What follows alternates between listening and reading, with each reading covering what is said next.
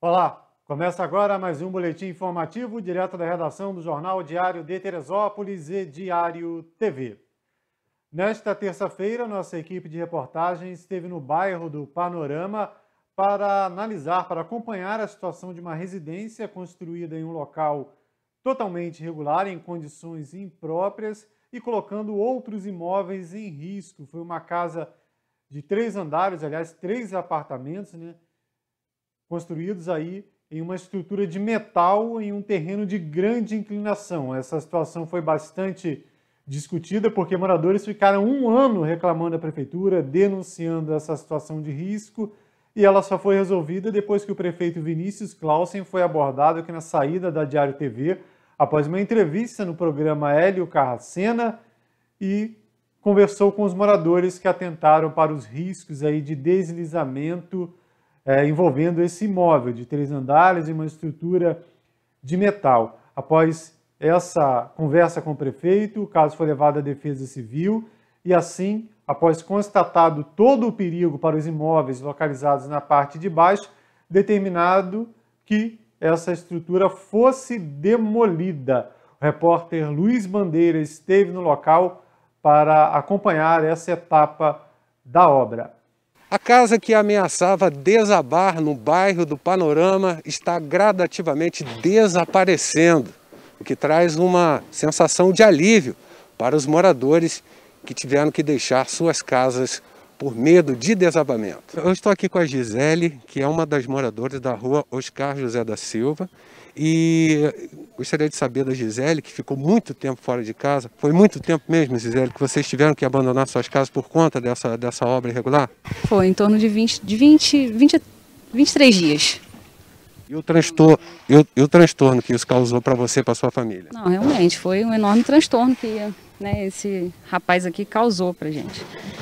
Foram 4 famílias que ficaram nesse período fora de casa, tendo esse período de pandemia, como principal agravante. E muito triste de ser tirado de casa por inconsequente, Foi fazendo isso aqui de qualquer jeito e prejudicou a nossa vida. E você saindo da sua casa, vocês foram para onde? Casa de familiar? Não. Tiveram 2 famílias que foram para casas alugadas e nós, meu vizinho, minha casa é geminada, o vizinho da parede comigo, nós ficamos num hotel. E agora já puderam voltar para suas residências? Voltamos para casa já, tem mais de um mês. Alívio, né, Gisele? Graças a Deus, graças a Deus mesmo. E a prefeitura, que graças a Deus, assim, está dando suporte também à demolição, assim, não estão fazendo a demolição, Que o proprietário que está arcando com isso tudo aqui como é justo, Ele que fez, ele que tem que demolir. A prefeitura acabou acompanhando as famílias, então, nesse processo. Certeza, deram assistência, sim, Porque, poxa, o proprietário meio que sumiu. Ele deu uma ajuda lá no hotel para bancar alguns dias, mas que não supriu nossas necessidades. Os outros também, os outros moradores, ele não assistiu em nada. Os outros moradores já voltaram para suas residências? Já. Nossa casa já foi desinterditada e a gente já está em casa há um mês. A casa, que estava sustentada sobre pilotis, tinha 3 andares e um 4º pavimento seguia em construção. Os vizinhos recorreram à fiscalização da prefeitura e o prefeito Vinícius Clausen, abordado pelos moradores no pátio da Diário TV, tomou providências. O resultado é que depois disso a obra foi embargada e uma empresa foi contratada para demolir de forma gradativa e criteriosa a construção irregular. O fato é que o proprietário do imóvel irregular amargou um grande prejuízo, assim como os moradores que temporariamente tiveram que abandonar suas casas. E a administração municipal ainda não explicou como permitiu que isso acontecesse. Vale o alerta para que a prefeitura reforce a fiscalização e para que ninguém mais tente construir sem uma devida orientação técnica. Do bairro do Panorama, Luiz Bandeira para a Diário TV. Extraoficialmente, apuramos que cada imóvel desse, cada apartamento, teria sido vendido por R$300 mil. Olha só que prejuízo, 3 apartamentos, R$300 mil vendidos, todo o custo envolvido na realização e agora o custo para a demolição, que não deve ser barato, é o que a gente imagina. Como disse o Bandeira, que fique o exemplo não só para as pessoas que não realizem esse tipo de construção, né, em local de extremo risco, e colocando terceiros também nessa situação, mas também para a fiscalização da prefeitura, né? Falamos aqui algumas vezes como é que pôde a situação se arrastar por um ano os moradores denunciando lá na prefeitura e nada foi feito. Foi necessário aí chegar nesse nível da construção. Imagina se o prefeito não tivesse vindo aqui na TV dar entrevista, não houvesse a abordagem aqui na saída da emissora. Será que a casa continuaria sendo erguida? Fica a pergunta. Ainda no bairro do Panorama, nossa equipe registrou uma cena que não era vista há muito tempo. É esse trabalho aí, trabalho de calceteiro, né? Infelizmente virou cena comum em Teresópolis e outros municípios do Brasil, logicamente, quando surge um problema no calçamento de paralelo, esse calçamento mais antigo, vem e coloca aquele chicletão de asfalto de qualquer maneira e o paralelo fica jogado na calçada, ou seja, nosso dinheiro sendo desperdiçado. Dessa maneira, essa função de calceteiro está meio esquecida na prefeitura, mas hoje realizamos esse flagrante, né, um trabalho bem feito, ali, bem colocado, paralelo, arrumado, lembrando que, logicamente, muita gente prefere o asfalto, que o carro desliza melhor, é mais bonito, entre aspas, mas há diversas implicações nessa questão, né? Em relação aí à absorção da água da chuva, por exemplo, né? A água permear o solo, fica muito mais difícil no asfalto, por isso temos aí visto muito mais alagamentos na região central do município e outros bairros, sem contar o calor, né? Em Teresópolis, né? Fazendo cada vez mais calor no período de verão, principalmente, devido a situações como essa colocação de asfalto de qualquer maneira em qualquer lugar e escondendo ainda o calçamento antigo de paralelo, né? Nem o paralelo é retirado, feita aquela base correta como deve ser feita, paralelo esse que poderia ser aplicado em outras comunidades, né? E tem político que gosta muito de asfalto, porque asfalto é muito mais fácil de dar aquela famosa volta, né? Como é que contabiliza o asfalto? Paralelo, a gente vai lá, se quiser fazer o levantamento, vai lá e conta quantos paralelos foram calçados aí, colocados aí no calçamento. E no asfalto, como fazer essa medição, né? E no período de eleição também é muito mais fácil, né? Sair espalhando asfalto de qualidade duvidosa, inclusive, de qualquer maneira, e conseguir alguns votinhos aí para garantir mais alguns anos no poder. Também no bairro do Panorama, a equipe de reportagem da Diário TV registrou uma poda de árvore. Esse serviço é fundamental, né, visto que em alguns diversos, né, pontos da cidade, as redes aí de energia e de outros serviços estão sendo aí atingidas por quedas de galho. Então, no Panorama foi feito esse serviço, essa manutenção, que, segundo a Prefeitura, deve ser realizada em outras comunidades. A equipe de cães farejadores da Guarda Civil Municipal participou de um treinamento no Rio de Janeiro. Esse trabalho é realizado em parceria com a Coordenadoria de Recursos Especiais da Polícia Civil, a CORE. O trabalho foi realizado na cidade da Polícia, no Rio de Janeiro, e abordou as técnicas do emprego do cão nas ações policiais. Participaram do treinamento os agentes Passos, Robson, da Graça, Rezende e Lomba, com os cães Kailash, Kron e Colt.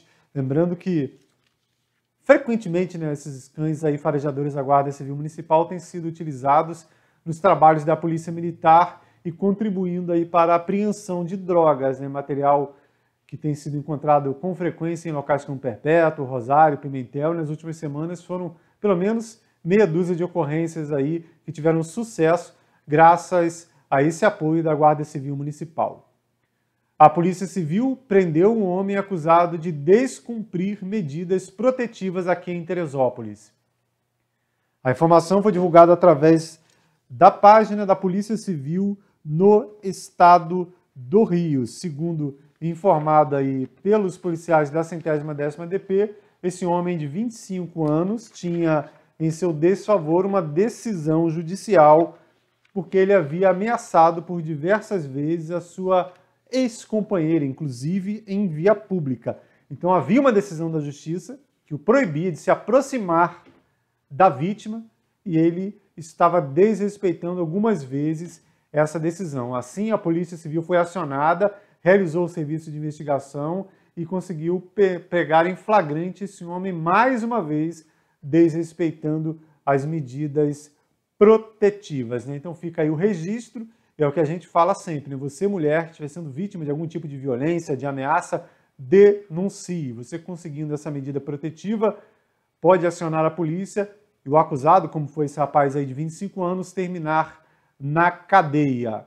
Falando em cadeia, a Polícia Civil aqui em Teresópolis prendeu 2 pessoas, 2 moradores do bairro da Fonte Santa, acusados de vender fogos de artifício para uma criança de 10 anos. Olha só isso, fogos de artifício para uma criança de 10 anos. Essa imagem, essa fotografia seria do estabelecimento, segundo informações da Polícia Civil, né? Essa imagem foi divulgada pela Polícia Civil do Estado do Rio, com informações aqui da 110ª DP. De acordo com esses dados aí da corporação, um homem e uma mulher foram presos por lesão corporal culposa e venda de fogo de artifício para um menor de idade, conforme o Estatuto da Criança e do Adolescente, o ECA, bem como crime ambiental.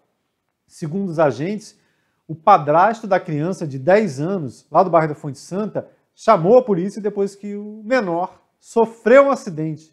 Ele comprou nessa loja, segundo a polícia, fogos de artifício, foi lá soltar os fogos de artifício, se machucou gravemente, e o padrasto, né, depois de prestar atendimento médico, logicamente, encaminhar para o hospital a criança de 10 anos, chamou a polícia, e a polícia foi lá no bairro da Fonte Santa e encontrou esse material, e além disso, além dos fogos aí vendidos para uma criança de 10 anos, havia grande quantidade de linha chilena, o que também é proibido. Agora vocês imaginem, se a criança não tivesse machucado, tudo indica que a situação continuaria ocorrendo lá na Fonte Santa, tranquilamente, vendendo fogos de artifício para uma criança de 10 anos, linha chilena, colocando as crianças, motoqueiros, ciclistas, todos que passam ali na BR-116, né, a rodovia que corta essa comunidade, em risco.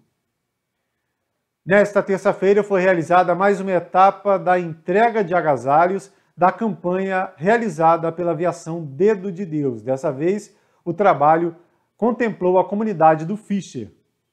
A Aviação Dedo de Deus vem arrecadando doações de cobertores e agasalhos para a campanha solidária que todos os anos acontece próximo a essa época do ano. Então, são mais de 15 anos que essa campanha existe, né?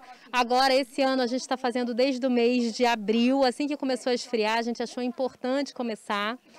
E é fundamental dizer que essa doação é sua, da população de Teresópolis, onde a gente faz a entrega e realmente fica muito feliz. É um trabalho que nos faz muito bem, sem dúvida nenhuma. Já foram entregues mais de 1.200 agasalhos só nesse ano. Então a gente fica muito feliz para poder ajudar nesse momento que as temperaturas estão tão baixas e que realmente faz toda a diferença, né? As doações vêm chegando por meio dos ônibus e 3 lugares já foram beneficiados, como conta Bianca. Fizemos a doação no Lar Tia Anastácia, nós fizemos a doação lá na Coreia, tiveram mais outros 2 lugares, esse aqui é a penúltima entrega no CRAS do Fischer e a gente ainda vai para mais uma. Então é super importante que a população continue a doar, porque a gente ainda tem mais uma entrega. O CRAS, Centro de Referência de Assistência Social, atende famílias e pessoas que estão em situação de risco social ou cujos direitos foram violados, entre eles as pessoas em situação de rua. Márcia Carvalho, coordenadora do CRAS no bairro do Fischer, conta um pouco do trabalho que vem sendo realizado e a sua importância junto à população. A gente atende várias famílias em situações de vulnerabilidade. Famílias não só da comunidade do Fischer, quanto Quinta Leblon, Fonte Santa. E a gente faz acompanhamento, visitas domiciliares para essas famílias, onde a gente pode verificar a situação de cada uma, né? E essas doações, a gente vale ressaltar que a gente recebe algumas doações não com esse fluxo da aviação durante um ano todo. E a gente distribui tanto para essas famílias ou outras que nos procuram com algumas necessidades. A campanha ainda está acontecendo e para quem quer ajudar, ainda dá tempo. Você pode colocar nos ônibus, a gente tem sacolas de coleta, ou então você pode entregar direto lá na aviação, que é na rua Manuel José Lebrão, 1520. Pode me procurar lá, ou a Marília, que é a nossa assistente social, vai ser um prazer te receber.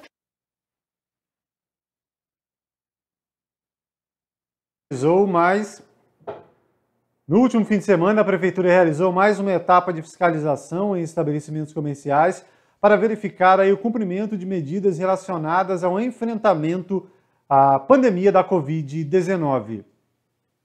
De acordo com a assessoria de comunicação do governo municipal, 18 bares e restaurantes foram vistoriados no Alto, Araras, Agriões, Barra do Imbuí, Bom Retiro, Pimenteiras, São Pedro, Tijuca e Vale do Paraíso. O objetivo foi verificar o cumprimento das medidas sanitárias e restritivas previstas em decreto municipal para combater o aumento do contágio pelo coronavírus. Foram aplicadas 13 sanções, entre multas, notificações e interdições. Os estabelecimentos lacrados eram reincidentes em infrações e já tinham sido multados anteriormente. No fim de semana anterior, foram percorridos 23 estabelecimentos nas zonas urbana e rural. Foi publicada a lei que modifica a prioridade para a vacinação contra a Covid-19 em todo o país. Mesmo grávida de 38 semanas, Mirela não para. Ela faz questão de cuidar de todos os detalhes, desde a fabricação até a organização das lojas. Mãe de primeira viagem, a empresária nunca deixou de trabalhar por necessidade, mas redobrou os cuidados durante a pandemia da Covid-19 e fez questão de se vacinar. Já tomei as 2 doses, no intervalo curto de tempo eu tomei, então já consegui concluir o ciclo das 2 doses e foi uma sensação de muita felicidade. Lei sancionada pelo presidente Jair Bolsonaro inclui grávidas, lactantes e puérperas, independentemente da idade, no grupo de prioridade de vacinação contra a Covid-19. A Ângela também está grávida e comemora a notícia. A sensação de quando finalmente liberaram para as grávidas, para agendar aqui em Brasília, foi, de muita alegria. O ministro da Saúde, Marcelo Queiroga, lembra que a população precisa completar o esquema vacinal para se proteger contra o vírus. Não podemos baixar a guarda porque lutamos contra um inimigo perigoso que é o vírus. Então, aqueles que não tomaram a segunda dose, que estão em atraso, têm que voltar para tomar a segunda dose.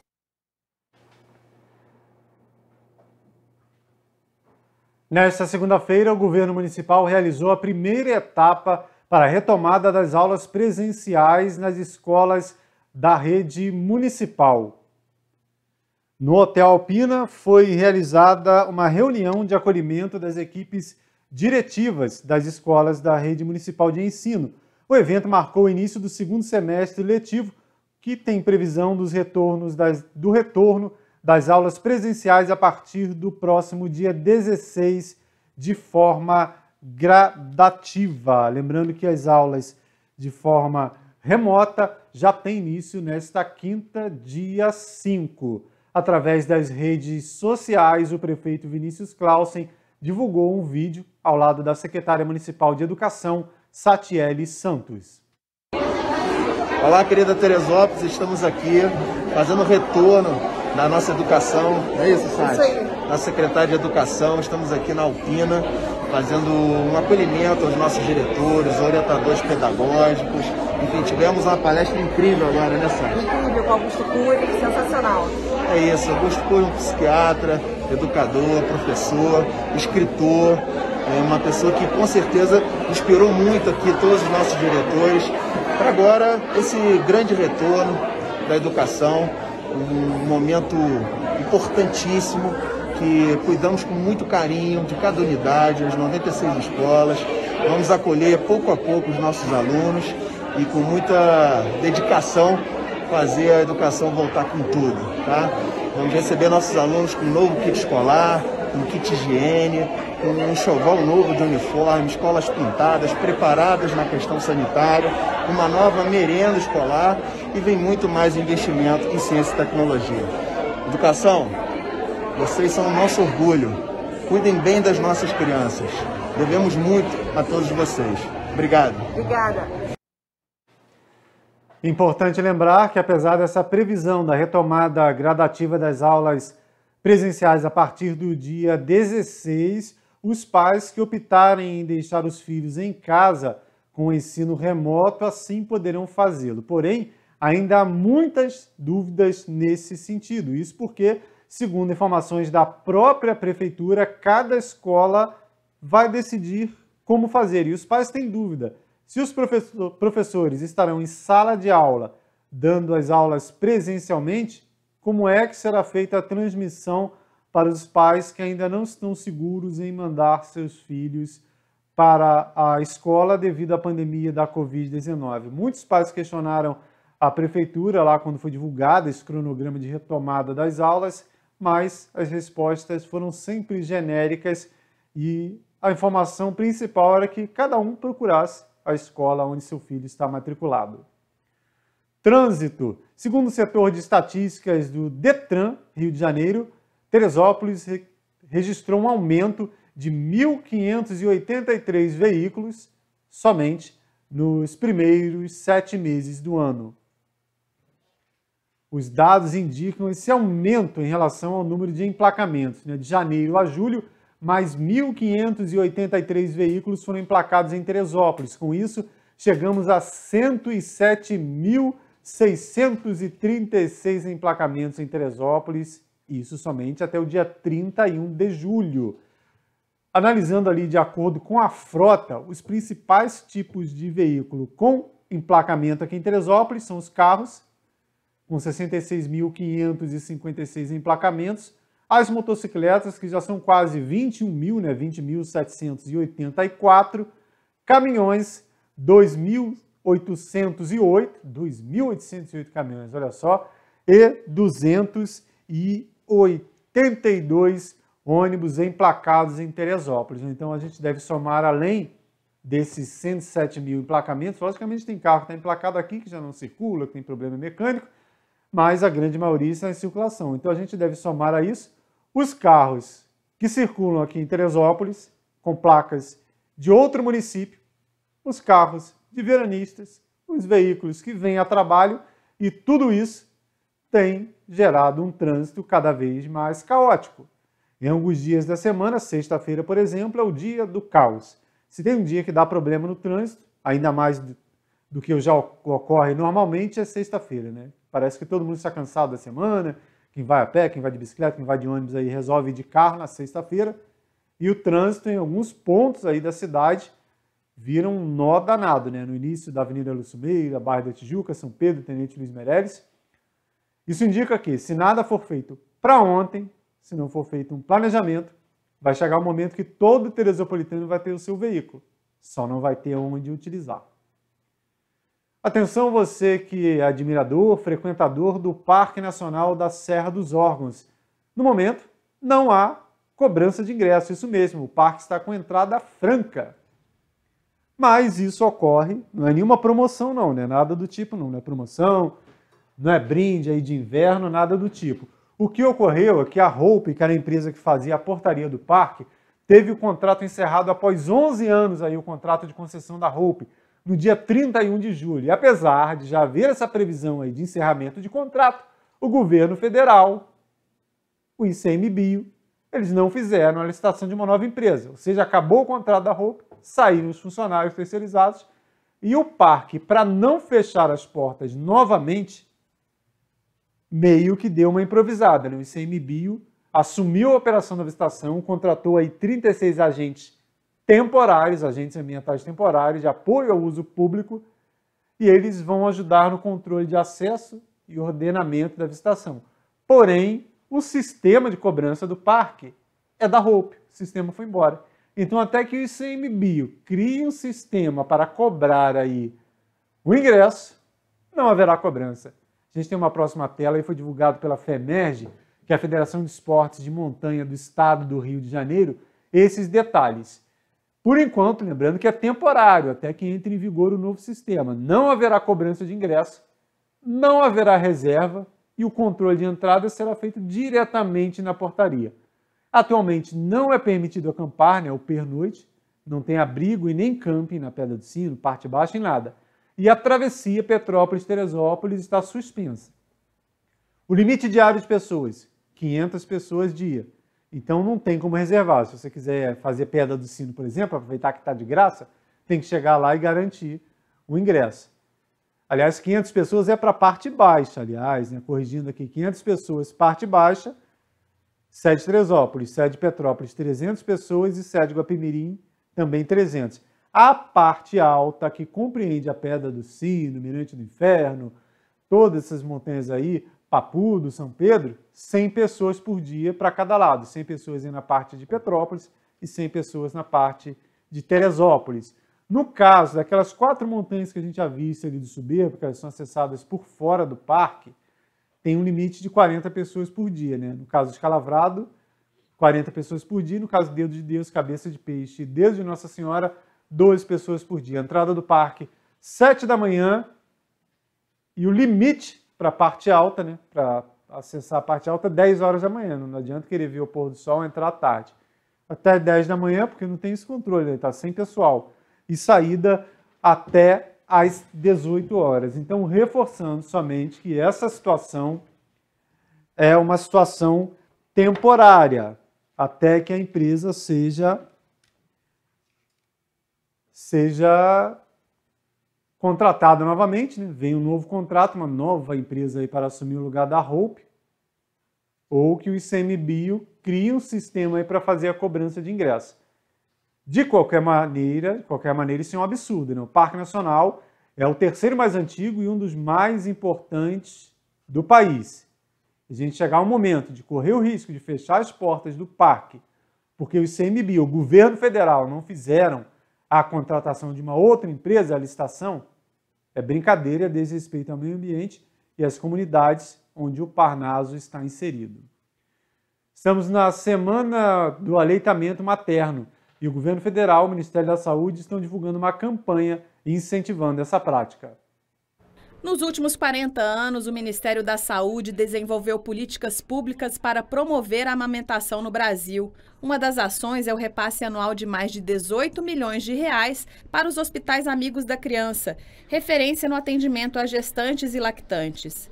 Uma portaria vai ampliar o número de instituições credenciadas em todo o país. O Brasil hoje ele tem 301 hospitais amigos da criança e com essa nova portaria vai aumentar. E aí quanto mais hospitais amigos da criança, melhor, porque a gente sabe que são hospitais que tem toda essa parte de foco na amamentação. Todos pela amamentação. É proteção para a vida inteira. Ministério da Saúde, Governo Federal, Pátria Amada Brasil. A campanha de amamentação do Ministério da Saúde vai estimular o ato e informar a população sobre os benefícios do aleitamento materno exclusivo nos primeiros 6 meses de vida e como complementação até os 2 anos de idade da criança. O leite materno é onde o bebê adquire todos os nutrientes que ele precisa até os 6 meses de vida. É a primeira vacina do bebê, é o contato mãe com bebê.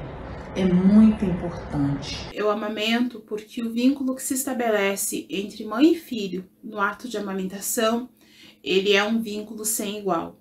Então, todo o afeto, todo o amor que está envolvido na amamentação também serão carregados por ele para a vida inteira.